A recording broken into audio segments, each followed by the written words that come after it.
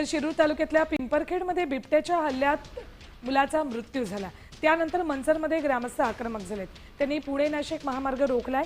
परिसरात वाढलेल्या बिबट्याच्या दहशतीमुळे संतप्त ग्रामस्थांनी तात्काळ बिबट्याचा बंदोबस्त करण्याची मागणी केली।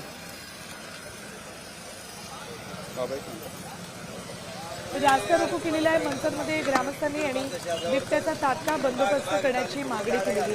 अखेर या बिबट्याला शूट करण्याचे आदेश देण्यात आले। त्यासाठी शार्प शूटर आणि 2 टीम घटनास्थळी दाखल होते।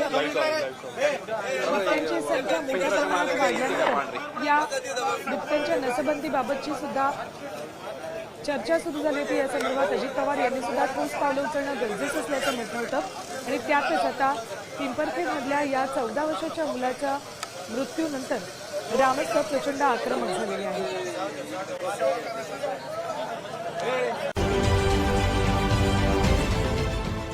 देश विदेशातील प्रत्येक घडामोडींचे लाईव्ह अपडेट मिळवण्यासाठी आता साम टीव्हीच्या सर्व सोशल मीडिया प्लॅटफॉर्मला लाईक, फॉलो आणि सबस्क्राईब करा।